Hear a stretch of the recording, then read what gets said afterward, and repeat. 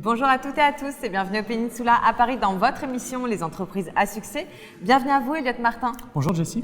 Vous êtes le fondateur de Drop, une société qui développe des systèmes d'amélioration de la qualité de l'eau grâce à des fontaines filtrantes, durables, sans plastique et très design. Tout à fait, voilà, nous pensons que l'eau c'est la ressource première qui est d'ailleurs souvent négligée.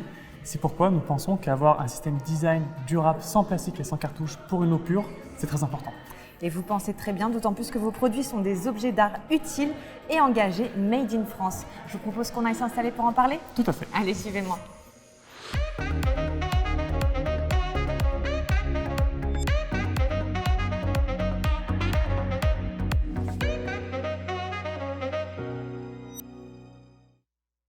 Elliot, vous êtes ingénieur en recherche et développement, en physique appliquée, diplômé de 3 masters, ingénierie, physique nucléaire et management. C'est à partir de 2019 que les premiers scandales de pollution de l'eau du robinet ont éclaté au grand jour. Est-ce que ce sont ces problématiques qui vous ont donné envie de commencer l'aventure Drop la même année? Oui, alors tout à fait. C'est vrai qu'au départ, moi je ne m'intéressais pas forcément à ces problématiques-là, mais il y a eu plusieurs parutions dans les journaux, et en fait c'est ma mère qui était très inquiète et qui a voulu donc acheter un système de filtration d'eau, donc que ce soit une carafe filtrante ou des systèmes sur réseau. Et en tant que futur ingénieur qui aime un petit peu inventer des choses, je me suis dit que j'allais en fabriquer un. En fabriquer un avec un cahier des charges qui me parle, c'est-à-dire un produit durable, un produit sans plastique, un produit efficace, également un produit beau, parce que ça va dans les maisons quand même. Donc j'ai commencé à inventer un système. C'était pour moi surtout de l'amusement. Voilà. Je pense que la création, c'est surtout de la joie. Donc je m'amusais à inventer quelque chose et puis ça a pris un petit peu d'ampleur. Je suis rentré dans le réseau Pépite donc en 2019-2020 à l'entrée de mon école d'ingénieur pour me challenger un petit peu, pour apprendre. Et puis ensuite, j'ai vu qu'il y avait un vrai besoin parce qu'aujourd'hui, on n'avait pas forcément de solutions concrètes, tout simplement parce qu'en fin de chaîne, l'eau est compliquée à traiter, notamment pour les pesticides. Et c'est surtout qui englobe la simplicité, l'efficacité et la beauté. Voilà, c'est ça. En fait, c'était d'avoir une approche très low-tech. Voilà, c'est ça, low-tech. C'est-à-dire la low-tech, pour ceux qui ne connaissent pas, peut-être que vous connaissez. Donc il y a la high-tech. La high-tech, c'est les solutions compliquées aux problèmes simples. Et puis il y a la low-tech, c'est les solutions simples aux problèmes compliqués. D'accord. Donc avec cette approche-là, et puis au fur et à mesure, le produit a grandi, le produit a évolué, et aujourd'hui, on a un produit fiable et fonctionnel.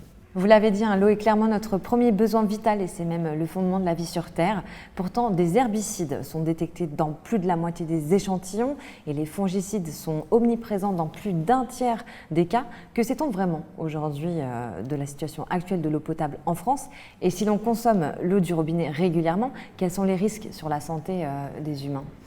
Alors, les risques aujourd'hui sont encore méconnus. Voilà, ils ne sont pas très clairs, notamment ce qu'on appelle les effets cocktails. Vous avez parlé très justement des herbicides, également des fongicides, des résidus, ce qu'on appelle des métabolites. Il y a également parfois des métaux lourds. Donc en fait, ce qui est mal connu aujourd'hui, c'est l'effet cocktail, c'est-à-dire l'effet de plusieurs molécules sur le corps sur le long terme. On parle même de polluants éternels aujourd'hui, des polluants qui n'arriveraient pas, qui resteraient. Oui, voilà, tout à fait. En fait, il y a des polluants qui vont petit à petit rester dans les sols, rester également dans les nappes phréatiques. Et aujourd'hui, en fait, quand on fait une analyse précise, souvent on détecte. Pourquoi on détecte de plus en plus de polluants aujourd'hui? Parce que les méthodes d'analyse s'affinent, elles sont de plus en plus normées parce qu'il y a un réel besoin sanitaire et puis qu'il y a une inertie tout simplement. Les polluants, ils passent dans la terre et ils ressortent dans les eaux de forage petit à petit sur les traitements qui ont été faits il y a 30 ans en arrière. D'accord.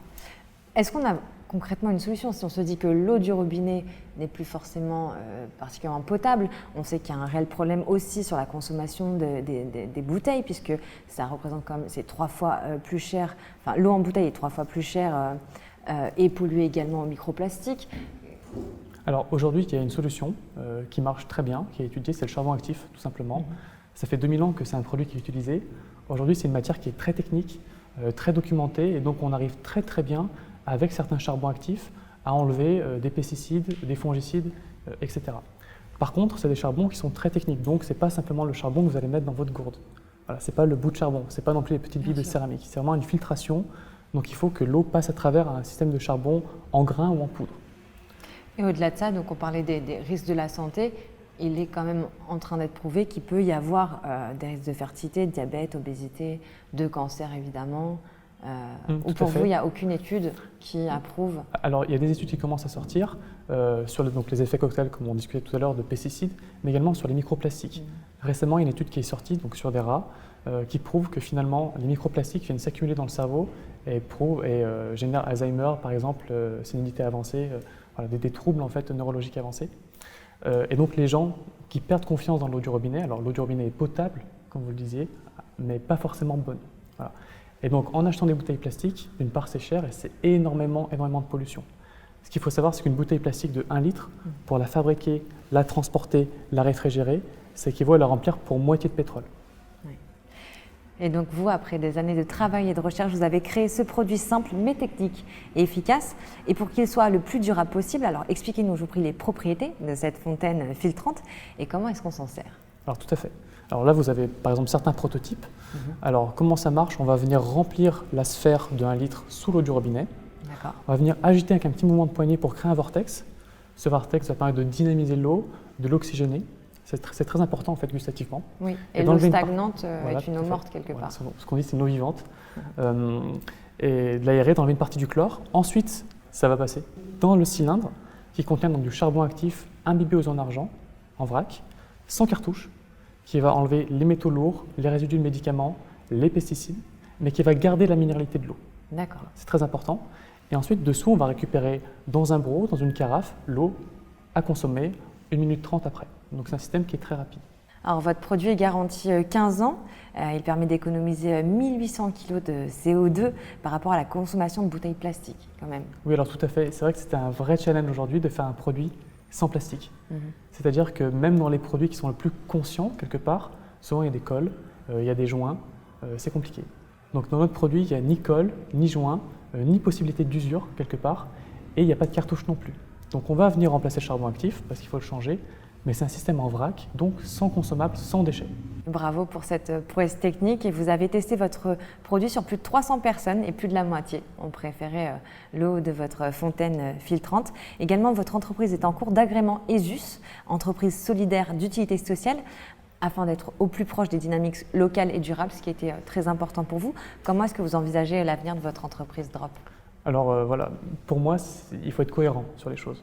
C'est-à-dire qu'en faisant un produit durable et engagé, l'entreprise doit être également durable et engagée. Donc c'est une entreprise qui veut s'inscrire au plus près des territoires par une dynamique low-tech, avec l'économie sociale et solidaire, en circuit court, en économie circulaire.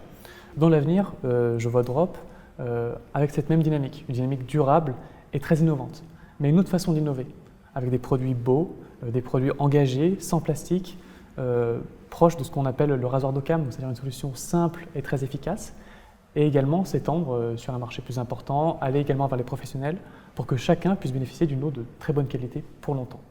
Votre parcours est assez fascinant puisque au-delà d'être ingénieur, vous êtes aussi quelque part un créateur, un artiste. C'est pour ça que la notion du beau était essentielle pour vous. En tout cas, merci infiniment, Elliott Martin, d'avoir répondu à mes questions. Merci beaucoup. Et je vous dis à très bientôt pour un nouveau numéro des entreprises à succès.